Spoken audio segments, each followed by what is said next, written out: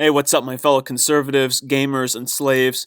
This is my first video. The gamers might not like it, because it has nothing to do with gaming, but my fellow conservatives and slaves will most definitely like it, because it's a hilarious example of how the left always ends up eating their own.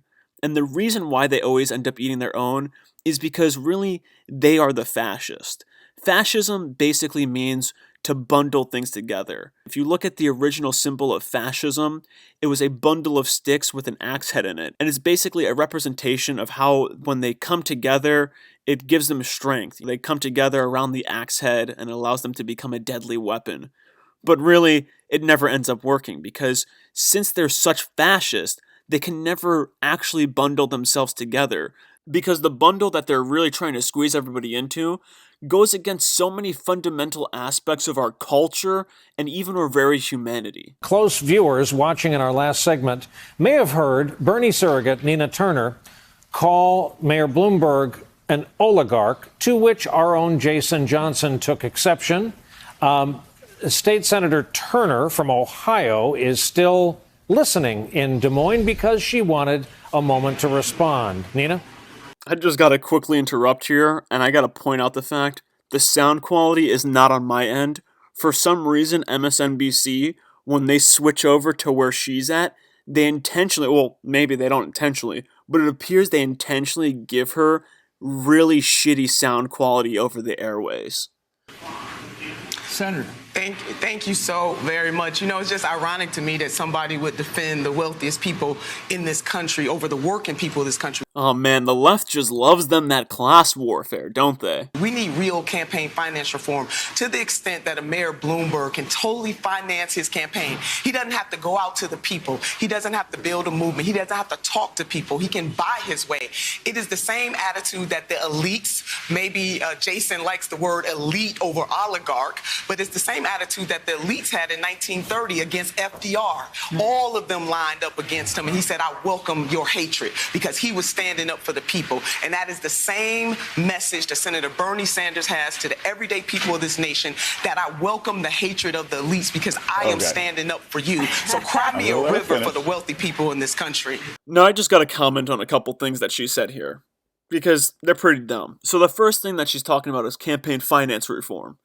And to me, I don't think that this campaign finance reform needs to happen, because if anything, it works against those politicians. Bloomberg is doing himself a disservice by trying to fund his campaign by himself, because then he has no grassroots support. It's not like you can just buy delegates, unless you're Hillary Clinton. Then you get those super delegates on your side. And then that other thing that she says about FDR, of course you would welcome the hate of the elite that most people don't like. I mean, this is common sense. This is sort of how Trump got elected in 2016, because the media and the elite, which most people don't like, went against him.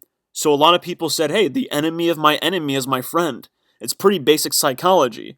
And this is also why some people are skeptical, and they said, hey, you know what, if the media really didn't want Trump, they would have given him the Ron Paul treatment and just totally ignored him.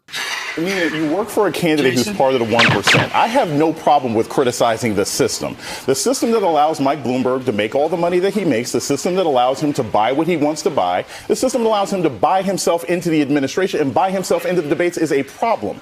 Wait a second, what was that? The system that what? I have no problem with criticizing the system.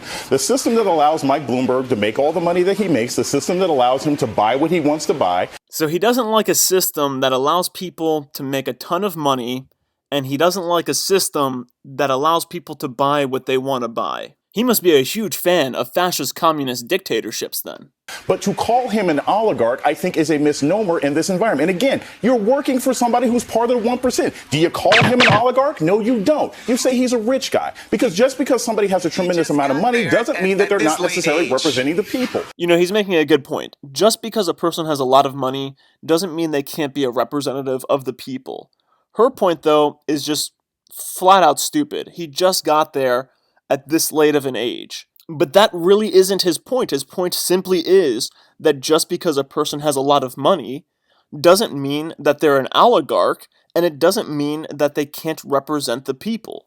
And if you want to use the term elite, you can use whatever kind of term that you want to use. But at the end of the day, the enemy of this country, the enemy of the poor, is not just everybody who happens to be rich. It is a capitalistic system that abuses people. And if you want to speak about that, that's fine. But if you want to name call people, that's not going to help Bernie if he becomes a nominee, and he's going to need Mike Bloomberg's money. I'm not name calling anywhere. If he's going to need Mike Bloomberg's money down the road.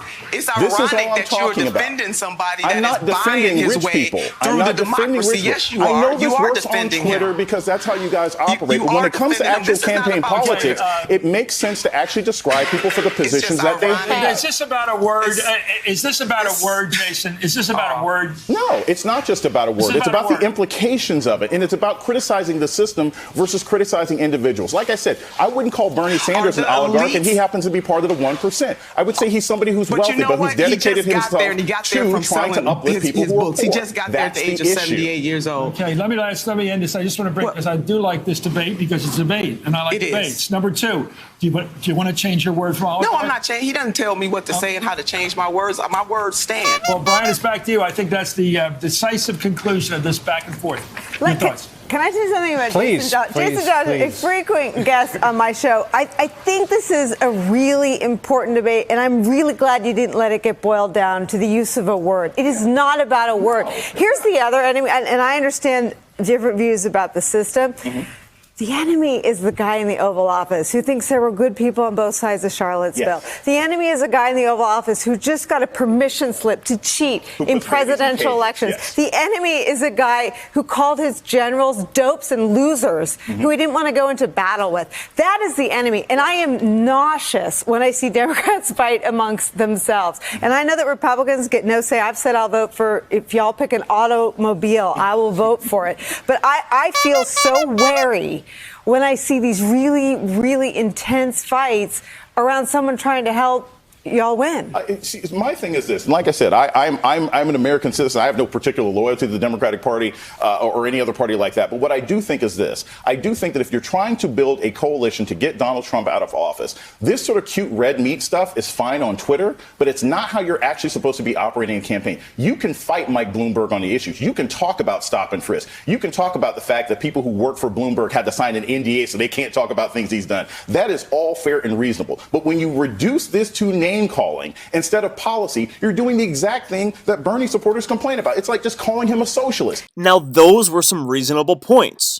But because he's on mainstream news, they're going to cut him off and say something crazy now. Can I tell you what Republicans would do? A Republican would take Mike's money and say, help me kill Trump. Wow, I guess she also said something incredibly stupid. But we all know that this is the left projecting their own violent thoughts onto Republicans. Can I tell you what Republicans would do? A Republican would take Mike's money and say, help me kill Trump.